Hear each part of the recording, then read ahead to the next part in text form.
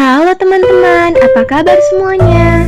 Kalian pernah dengar nggak sih tentang penyakit PPOK? Nah, kalau kalian belum tahu, mari kita simak video berikut ini.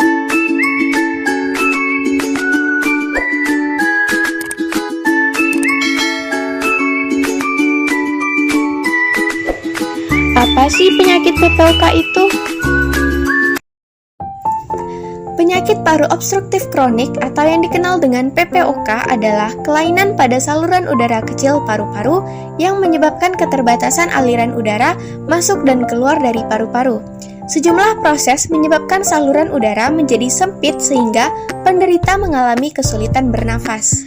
Menurut WHO, pada tahun 2019, penyakit paru obstruktif kronik atau PPOK merupakan penyebab kematian nomor 3 di dunia.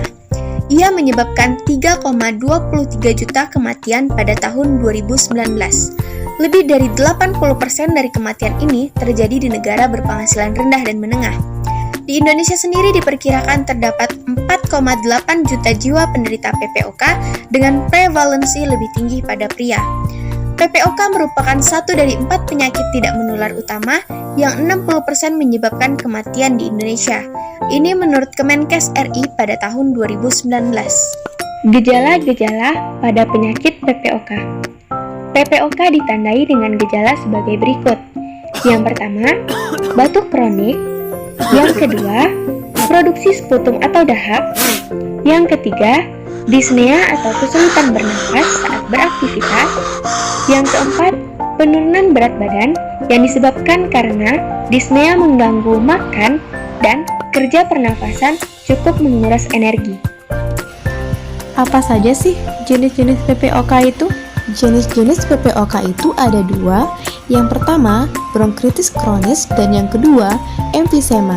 1.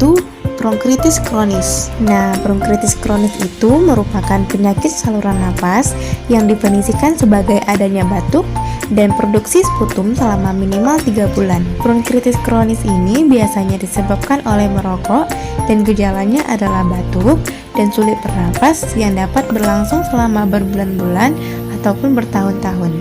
2. Emfisema.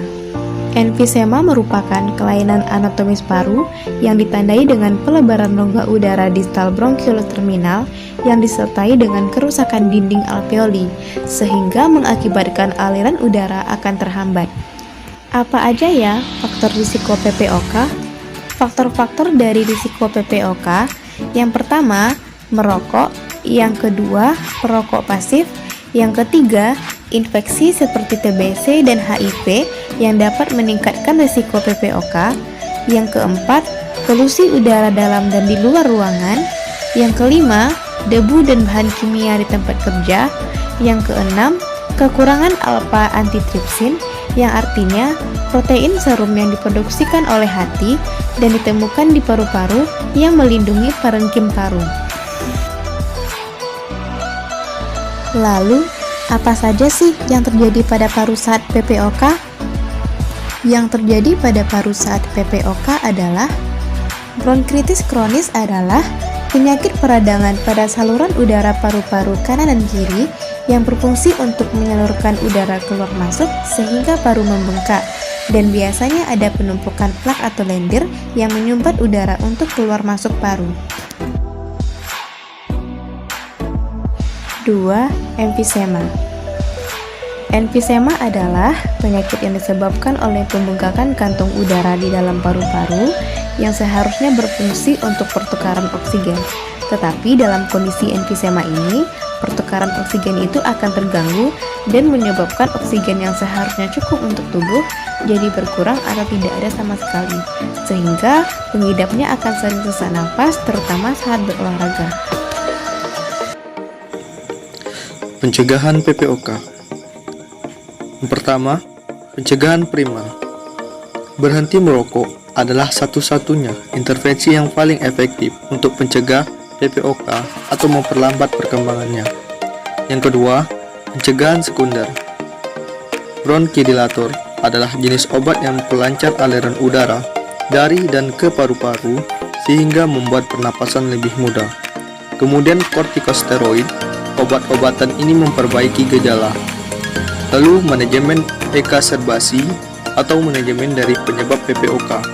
Kemudian ada terapi oksigen dan pembedahan. Selanjutnya, pencegahan tersier, rehabilitasi paru. Rehabilitasi paru adalah program latihan dan pendidikan khusus yang dirancang untuk membantu orang dengan masalah paru-paru seperti PPOK. Pelatihan-latihan fisik yang disesuaikan dengan kebutuhan dan kemampuan, seperti jalan kaki, bersepeda, dan latihan kekuatan. Yang kedua, pendidikan kesehatan terkait kondisi pasien kepada pasien dan keluarga. Yang ketiga, manajemen diet yang sesuai. Dan yang terakhir, dukungan psikologis dan emosional.